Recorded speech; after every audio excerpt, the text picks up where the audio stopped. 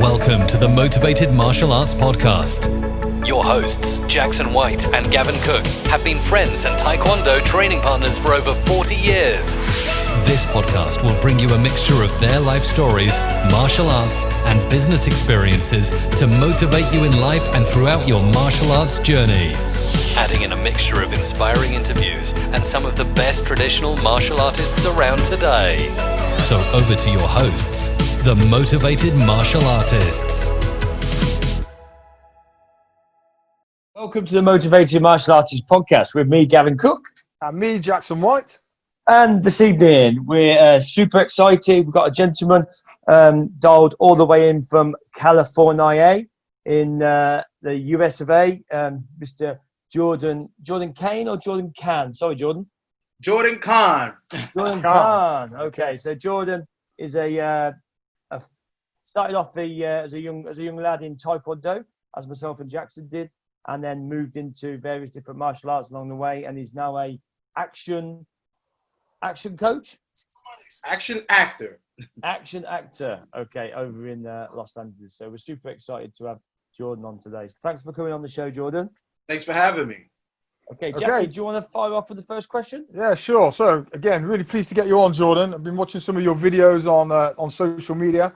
So you looked a must to get onto the show, and then you've got a great backstory that I know all our listeners will want to hear. So we always start off with a first question asking, give us a little bit about your backstory, where you grew up, how you grew up, schooling, and how you got into martial arts. Okay. Well, I started my journey in Queens, New York. That's where I was born. And, I was just always remember as a kid, man, I was always an adventure seeker, a thrill seeker, always just looking to do something crazy. My martial arts experience journey began with many guys around my age with the Ninja Turtles. They first came on the scene, and we were just blown away, man. I was like, yo, what are these moves that they doing? What are these kicks that they doing and flips? Who was your favorite? I'm a Donatello fan all day. I like the bow staff, and I guess I admired his intelligence, but I think his weapon caught my attention first. Most of the guys like Leonardo because he had the swords, but I was a Donatello fan, so I dedicated, to studying how to use the bow staff like Donatello. But from there, I begged my parents for martial arts lessons after that. Unfortunately, they did not do it. They didn't do it. So, of course, I was like, fine. And if you're not going to do it, I guess I have to teach myself. So I taught myself as far as I could, watching a gang of action movies, Rambo, Chuck Norris, things like that, doing as much as I can. And then later on after that, we moved down south to Hampton, Virginia. And, I'm still always loved the martial arts, things like that. And I still kept begging for lessons. And I finally got a chance. They finally signed me up. And I hated it. I absolutely hated it. It's like I begged them for it. I got into it, and I absolutely hated it. I only took it for maybe like 2 or 3 months. So what discipline was that, Jordan? It was Taekwondo. Okay. And I still remember the studio. I still remember the sensei. I remember all of that.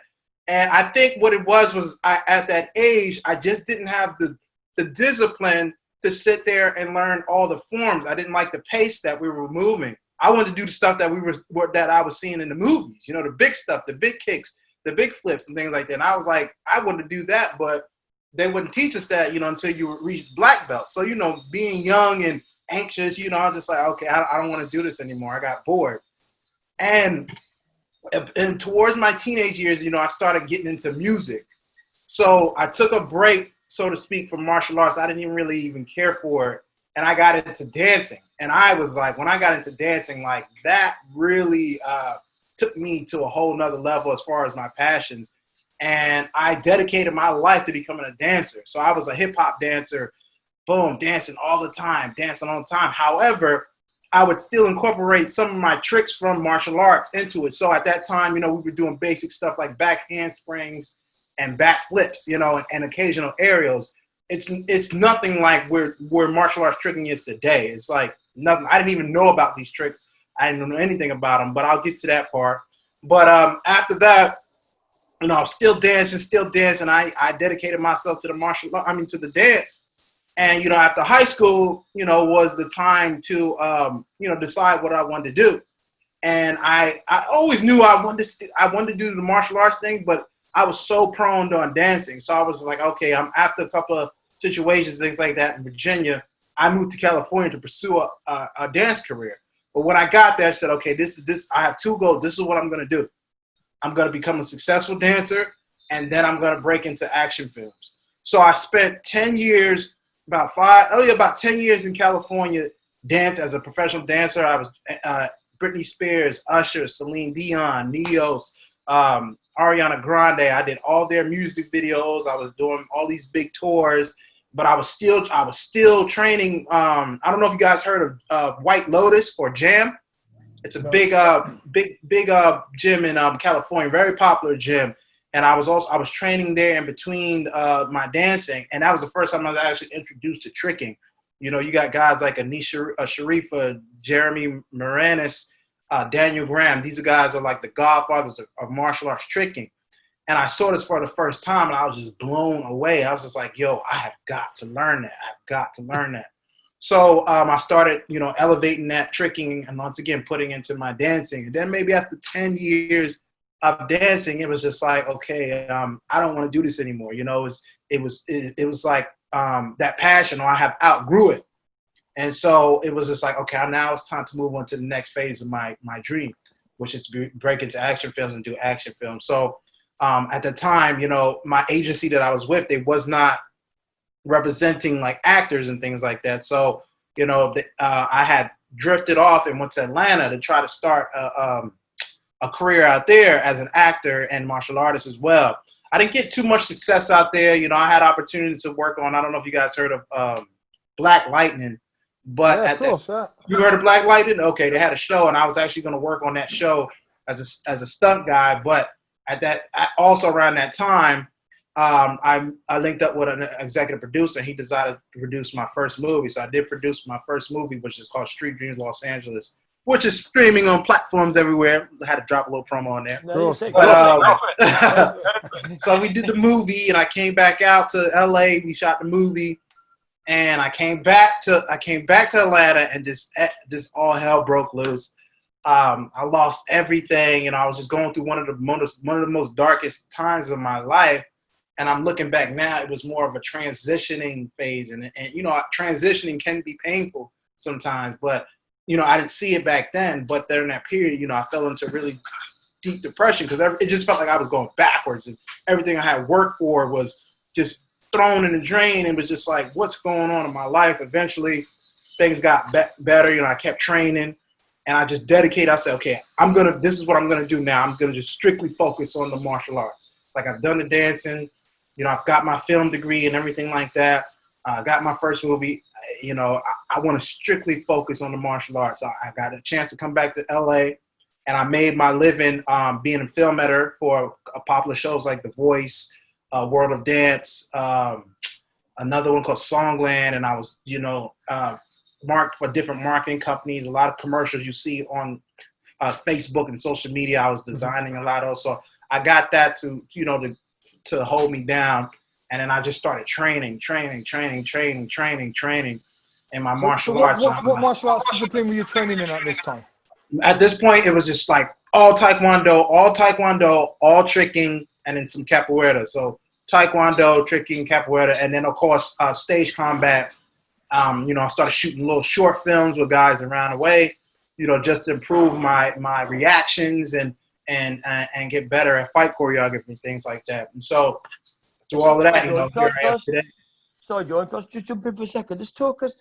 You talked about that real dark time that you went through. When you come back, and because obviously with the COVID situation at the moment, I think there's a lot of people that are going through that feeling right now. They're feeling as though businesses that they've built up over time, they've lost it, or they potentially can lose it. So just talk us through the sort of mindset that you've obviously very driven, and you've got a very strong mindset to keep driving forward. But just talk us a little bit about the thought process there. What sort of got you in that zone to really push forward and keep sort of, getting to your dream, I suppose? Mm-hmm. I mean, I've always been, like you said, man, I appreciate that. I've always been driven. You know, I've always been goal driven. And in the back of my mind, the situation that I was in, it was just like, okay, you don't want this. You know, you don't want to be in this. I had to move back into my parents' home. It was like a complete, for me, it was just like, it was an attack on my my manlyhood and my pride. It was just like, I've got to do whatever I got to do to get out the situation. And, you know, I have an end goal. And I feel like if you have an end goal, you have the drive and you have the will. And so, you know, that's all you need. You know, there's just that ultimate faith that, look, I'm going to pull through this. I'm going to do whatever I got to do. You know, I like I said, I was training every day. I was running. I was in the backyard, you know, practicing my kicks and punches. And then when I wasn't doing that, I was in the house online. I was contacting everybody, every major production studio. I was contacting anybody for a job. Just to get me some money to get out there and get back on my feet and try again. So for me, like I said, it's just, I'm very goal driven, man. I got it, and just the feeling of achieving my goals sometimes is a high for me. Perseverance, right? And the end of the day, as martial artists, that's what the whole journey is about, isn't it? It's about perseverance, overcoming the setbacks, and moving forward towards those goals. Yes, absolutely. Good stuff. So, did you grade in your Taekwondo? Did you follow those through to the Dan grades? I'm sorry, did you follow your training in Taekwondo through to the Dan grades? Oh yes, always. You know, like I said, I never abandoned it. There were times where it just wasn't as the central focus. But as I became older, and like I said, once the dancing was done, I've done everything I could within that. The martial arts became forefront. That became forefront. So I was always training. And I'm still training to this day, teaching myself new kicks, you know, going online for inspiration, you know, constantly watching movies and seeing how some of the guys that I want to work with move, you know, so when that time comes, you know, I'm manifesting that when that time comes, you know, it won't be as challenging because like, okay, I'm kind of familiar how you move, and I'm confident because I got my skill level up to a certain level too. I feel is a match with you. Did you find that the dancing really played a big part in, like, obviously with the flexibility and everything, getting back into the martial arts after you've had such a, I suppose, a long break from it and getting into your dancing? Also, yes, it did. You know, also within that time within my martial arts. I also believe as a martial artist, it's also being conscious of mind, body, and spirit. So for me, I was working on my body a lot. I even switched my diet. I went straight all plant-based diet for that whole time I was out there. Like I was really reconditioning everything about me so I can, you know, elevate to the next level, and it actually helped. You know what I'm saying? How was your energy levels while you was on the plant-based diet? Because there's a lot of controversy about plant-based diets at the moment over them, obviously meat diets, and you know there's been a lot of documentaries on Netflix and stuff like that. Did you find that your energy level and your fitness level elevated while you was on that plant-based diet? I'm gonna be honest. I didn't feel a difference, man. I really didn't feel a difference. It really did take discipline because I'm gonna be honest too. It's boring. It's a very boring way to eat, you know, especially when you're used to, you know, some snacks, snacker. So it's like, man, you got to find substitutes. So I don't know if you heard of these Lara bars. They're called Lara bars, and it's got 5 ingredients. It's all organic. So I chow down a lot of those, and you know, some fruits, and I indulge in a lot of sweet potato, honey with some cinnamon, and but I must admit it wasn't the most enjoyable, but I knew I was doing the best thing for my body, and you know, I saw more definition and cuts, you know, along with the training. So I was like, okay, this is cool. This is actually working. It helps, doesn't it, when you can see the benefits as well as just feel them. Yeah. You know, you're working to a goal. You know, you want to get that 6-pack out. You want to get more cuts on the body. Yeah. If you eventually see that, you think, okay, the pain and the sacrifice is worth it. Exactly. I would love to know what a 6-pack feels like. Yeah, poor old Gavin. He's not blessed with the best athletic physique, are you, my friend? Remember? Oh dear. So we know you've worked in the film industry. Just talk us through your journey to getting your first break to get onto a film. How did that manifest? The first official film I actually had a speaking role was this film with Tom Sizemore and Vivica Fox. It was called Assassin's Game, and I actually went in there as I went in there as a stunt guy. I saw the ad. They was looking for martial artists, I guess, to get beat up and things like that. So I went in there and I was like, "Hey guys, what was it? I was doing the martial arts and things like that. I said, "Hey guys, can I show you a couple of moves and things like that?" You know, they were just asking me a couple of interview questions, but I wanted to show them some moves. I was like, "All right, cool, go ahead, show us some moves." So I'm over there doing my thing, and they was like, "Oh, they was pretty impressed." But after the audition, they gave me a call. We was like, "Yeah, we don't necessarily know if you would be fit for the stunt role because, you know, I'm not really a big guy, and at that time, I didn't have facial hair and things like that. I looked really, really young and things like that." So they was like, "How about?" That's not a bad thing. 10 years time, people will be praising you for that. Yeah, right. You know, so I was, you know, but for me at that time, I kind of wanted to look a little more intimidating because, you know, I wanted to get those jobs, and most of those jobs went to intimidating looking kind of guys. But they were just like, "Well, we have something else for you." So they said, "Would you be interested in a role, like a actual role?" I was like, "Okay." So they sent me the script, and, you know, I read it over about an hour or two, and, you know, I put it on tape and sent it to them. And I think the next day, you know, they hit me up. I was like, "Hey, man, you got the role. You're going to be playing this guy named Clayton, a.k.a. The Dude."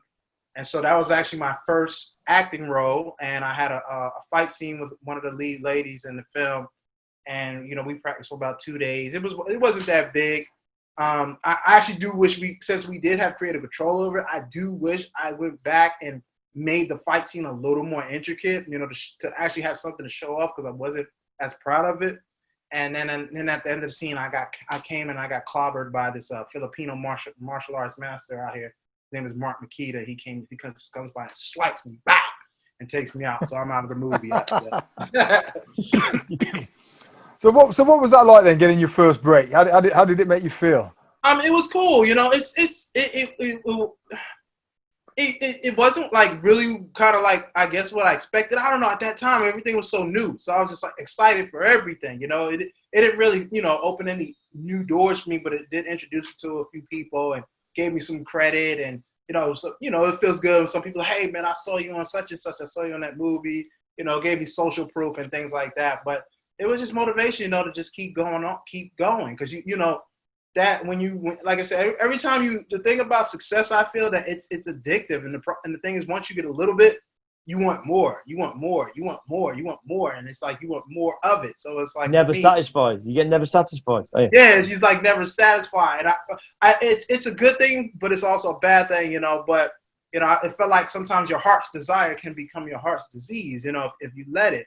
And, you know, you just do have to eventually come to that point. You're like, okay, practice gratitude. Be thankful for where you are. You're here for a reason. And trust that there is an ultimate calling or ultimate purpose for your life. Just live in it. Yeah. And watch how things line up for you. I believe it's living in the moment, isn't it? I think it's great to be driven, and it's great to have aspirations and goals for success. But at the same time, you've not got to let it overpower you to the point where you're not living in the moment. You know, because that's where happiness is, isn't it? At the end of the day, happiness is now.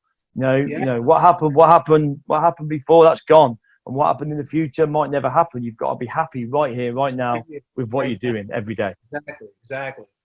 I think they say when you're living in the future, when you're living in the future, you are worried. When you are depressed, you are living in the past. Yeah. And I'm just like, oh, that hit. Yeah, because when you're down and stuff like that, you start looking at what you did when you was younger and think, oh, those days were great, weren't they? And then, you know, like you say, you start looking to the future, and that you might never get to the future. Yeah, you got to make the future now, haven't you? That's it. Yeah, you're right. Yeah. Especially getting kicked off buildings and stuff like that. There's a high risk element there. So talk us about your biggest role to date, then, Jordan. What would you consider your biggest role? My biggest one is my personal project that I humbly wrote, started and co-directed it with Romaine Simon of Lucky Strike Films and my business partner Aaron Patrick. We run J&S Film Productions out here. But yeah, like I said, we because of the amount of effort and time we put into it, and we eventually we got our payoff as far as we got it out there. We got a distribution deal for it. As I stated earlier, so it's streaming on multiple networks. It's okay, so tell us all about it. What's it called? Yeah. Okay, so basically, when I think I spoke earlier, I was in Atlanta, and like I said, things kind of had crashed, so I went out to Atlanta to kind of cool down and try to refigure my career and the next steps. But while I was out there, Atlanta, Georgia is very peaceful, very trees and things like that compared to LA. So I guess I was in a perfect zone to write some more. So I wrote this script about this cop who's actually grew up in Los Angeles in the hood, of the gutters of Los Angeles, California.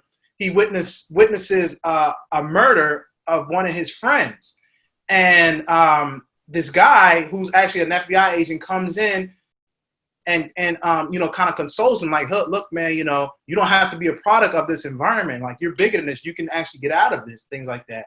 And he was just like, oh, what do you do? He's like, I'm an FBI agent. He was like, do you like that? He was like, I don't do anything that I don't love.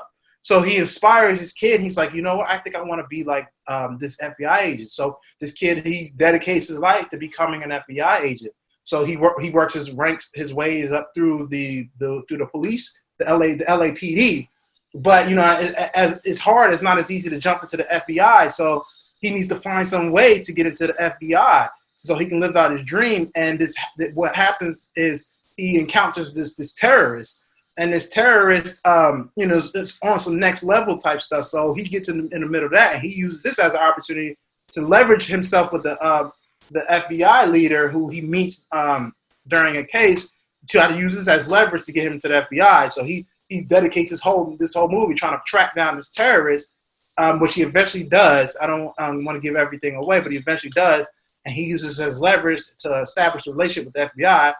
And you'll have to find out in the movie whether or not he gets into the FBI or not. So basically, that's what happened. A little teaser. Oh, mean, very mean. And the film was called Street Dreams Los Angeles, and it was a process. We got it funded. One of my cousins, and he has a business. He said, "All right, man, I believe you. He's been watching me since I was a child, just pursuing my goals." He's like, I'm gonna pitch in towards your money. Shout out to Malik DeLego. And we shot the movie over a course of a week. We got a couple of local celebrities in it, and it was hell, man. It was hell. But we pushed through, and it took a year in post production, and we almost didn't make it. It was just like we ran out of money. Just like, we was on the phone, sending emails, trying to contact whomever could either get us out of this situation or give us some money. So we were not successful. So we had to go back to the drawing board. It was like, okay, what are we gonna do? All right, so we got this. Let's see what we can cut out and what we can possibly reshoot to get this thing done. We got it. We got the reshoot. One of our partners lined everything up as far as the screening. So we got the screening. We had the celebration. Me and my business partner, after the film was released, we had another struggle of trying to secure distribution. Eventually got the distribution. We kind of got what we wanted out the deal. Not exactly, because it was our first major film. We learned a lot, but eventually we got the film out. It hit 1.2 million views, over 1.2 million views across. I think it was on YouTube. Then we had it on other couple of platforms and things like that. So we got pretty good, decent response, for the film. So it's like, okay, we got to keep going. We could possibly even make a sequel. So we're in the process of doing that now. Okay. So where's it available to see then, John? Is it like Netflix? It's not on Netflix. It's right now. It's on Amazon Prime. It's on this other new site called Tubi TV. You could actually watch it there for free. It's on Vudu, and it's on YouTube. And it's actually on YouTube too. It's called Street Dreams Los Angeles. And if you can't find it, you can go to my website at jordancann.com and look under my my Reels tab, and the link is in there. It'll link you straight to the movie. Right, you know what? I'm going to be watching that tonight, straight after. Yeah, so am I. So am I. I've got a bottle of wine in the fridge. That's going to be what's going to come on now on a Friday after a long Friday evening. When we were researching you, Jordan, one of the things that stuck out, And I think we mentioned it before we came on the record. No, we didn't mention it, Jackie. We was singing. We were singing it. We were the police out loud.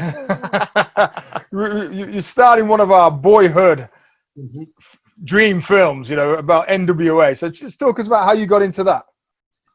So NWA, a lot of my opportunities, man, they find me. The best ones and the coolest ones that actually find me. And it kind of pisses me off sometimes because it's like you work so hard chasing something and then the things you don't chase come to you. But anyway. No, we know that, don't we, Gavin? We know that. It's always that thing on the adjacent. You're like, hang on, I'm chasing here. I'm going forward.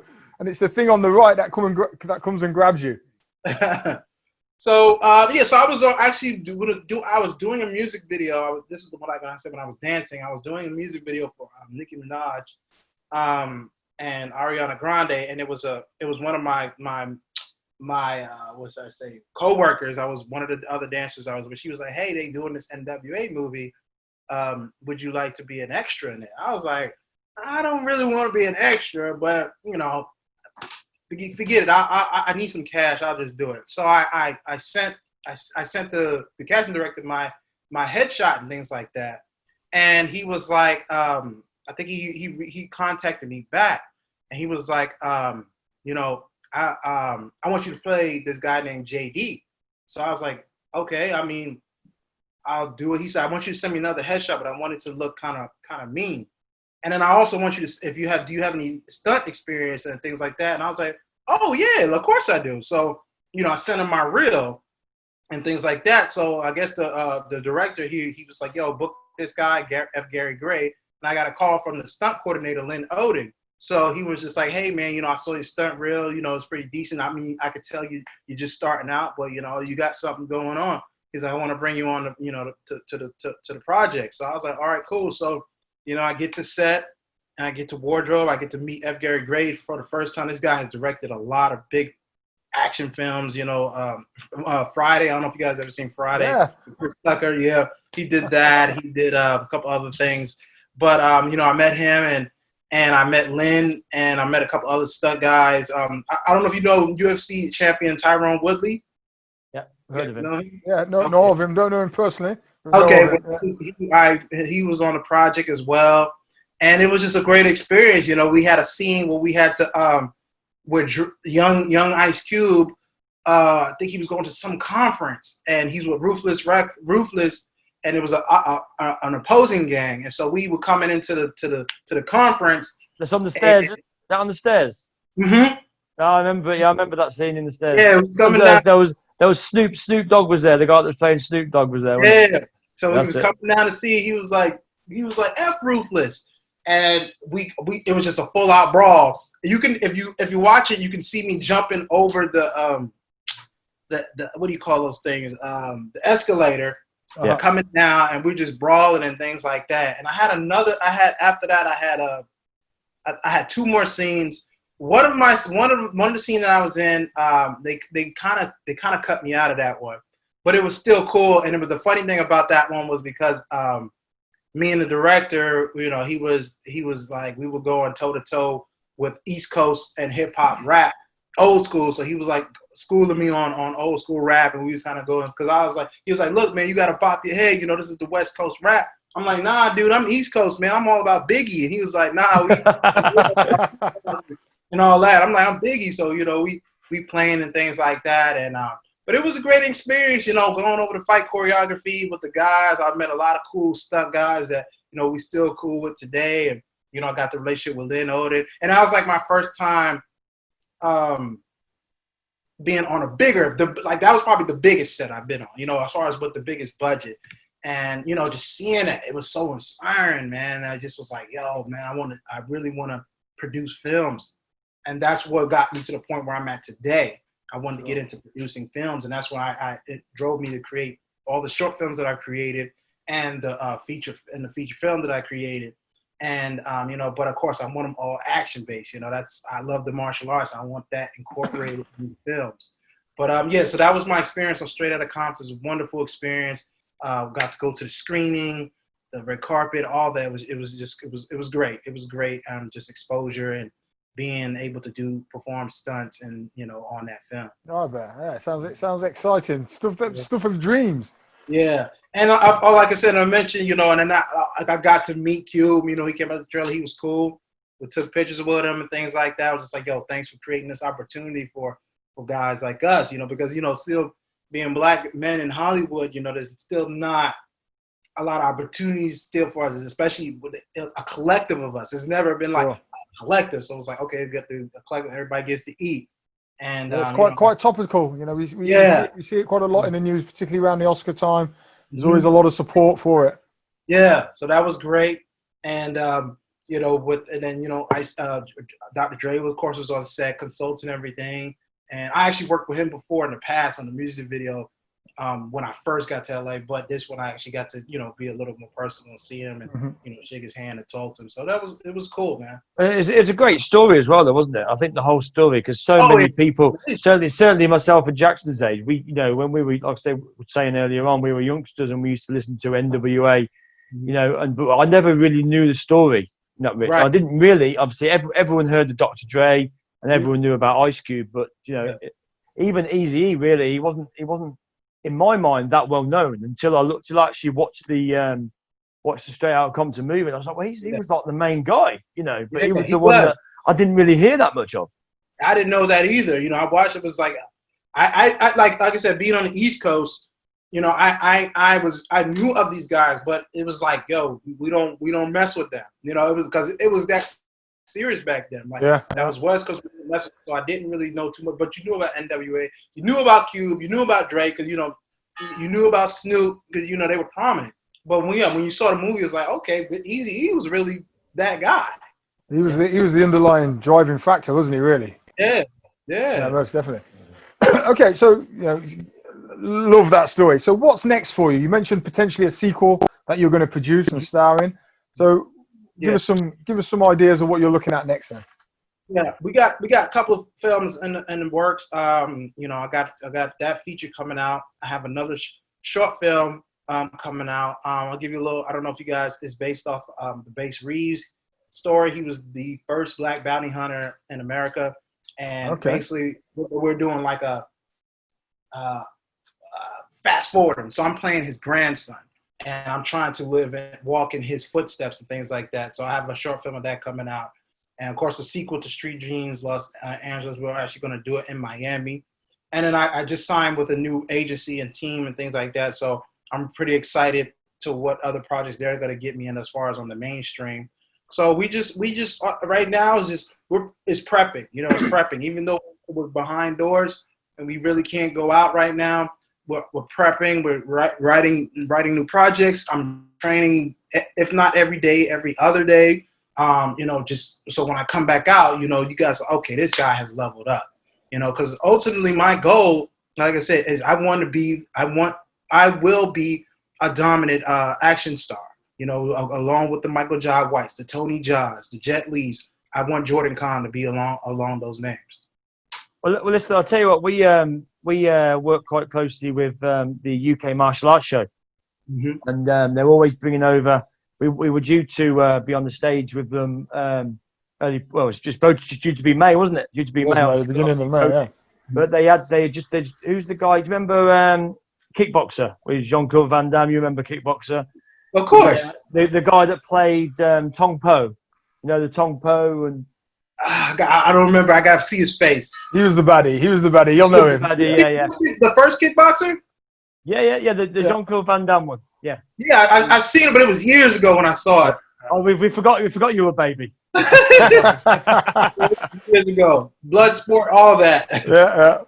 Yeah. But these guys are always bringing people over from the US over to be sort of to sign autographs and have selfies and be on the stage and do tricks and stuff like that. So we'll make sure we pass your name over to the guys that organise it. I appreciate that. Thank you. No, that'll be really good. So we're going to wrap up in a moment then, Jordan. One of the questions that we ask all of our guests is, what advice, you know, given you've done so much and you've still got lots to do, I can see that, and you're so driven to do it, and I'm sure you will. So what advice would you give a younger you now, given what you know about your industry and how life is in general? Rule one, patience.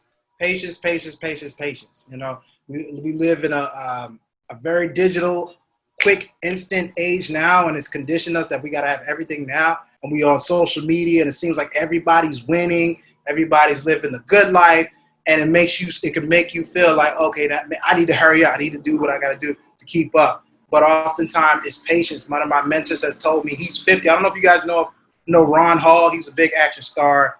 He was also in Bloodsport. No, Worthy Contender, I forgot, with Jean-Claude Van Damme. But he told me, he's like, I think in his 50s now. He said if he knew that he could still move the way he moves now, he would have been patient. So the biggest thing is patient. Also, be social. You know, that's one regret that I have. I wasn't as social. You know, I was always like, it's me. I got to focus on me. I can do this all by myself. And the reality is it requires a team. And you got to reach out. You got to reach out to guys. And you'd be surprised, you know, people are willing to give you advice or give you a hand or help you out. You know, just be human, be cool, and be cordial. But definitely patience. You know, be outgoing, a little more social. What else would I say?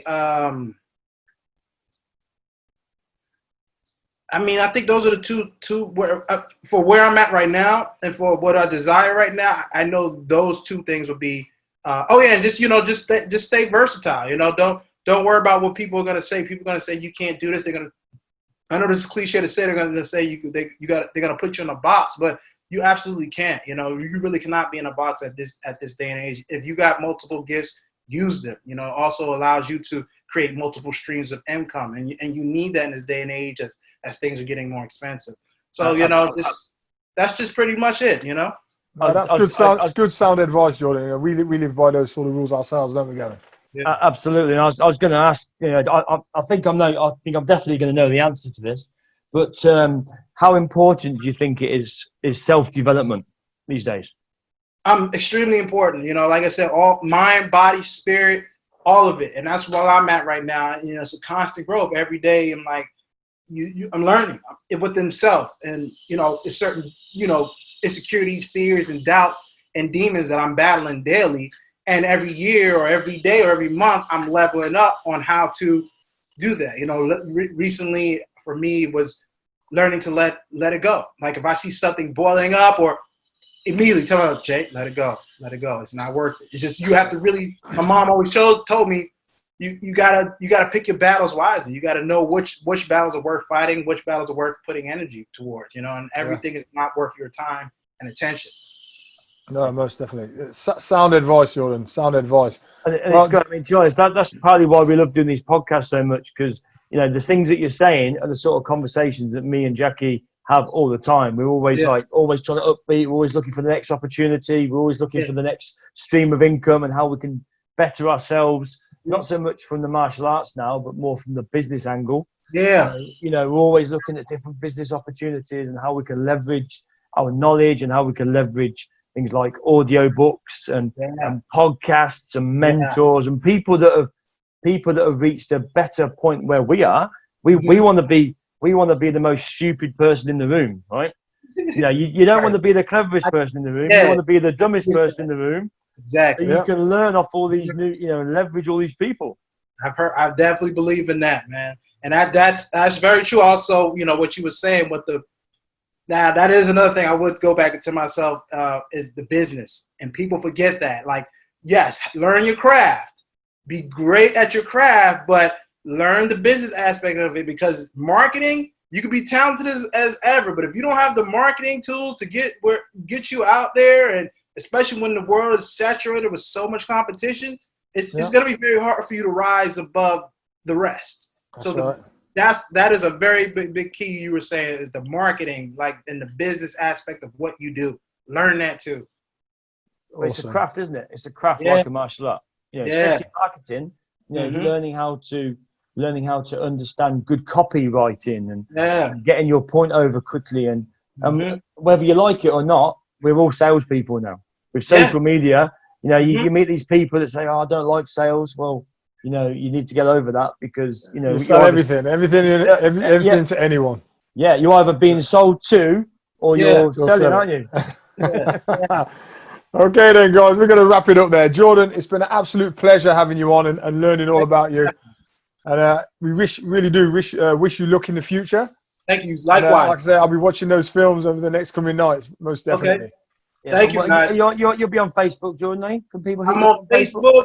Instagram at Mr. Jordan Cann, YouTube at youtube.com/Jordan Cann, jordancon.com. Yeah, and Facebook as well, Jordan Cann. Well, listen, we'll definitely keep in touch because, like I say, it's nice to meet sort of like-minded people like yourself that are full of energy and fun, driven, Awesome. and it's awesome. Thank you, guys. Okay, keep safe then, Jordan. Thank you very much for your time. Take care. Bye-bye. Take care. Bye-bye. Well, guys, I hope you enjoyed this week's episode. Don't forget to like our Facebook page and our Facebook group, The Motivated Martial Artist Podcast. Or check us out on Instagram, The Motivated Martial Artists, where you'll see much more content and early insight into some of the interviews and some of the guests and some of the conversations around the things that we're discussing. Hope to see you all next week. Bye for now. Bye.